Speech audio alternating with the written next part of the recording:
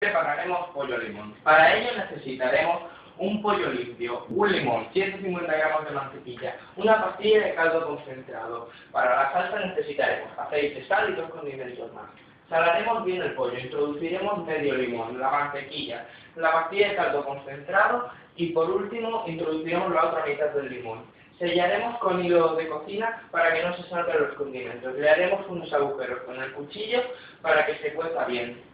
Por último, prepararemos la salsa y con ella iremos regando el pollo que está en el horno a 180 grados durante 1 hora y media.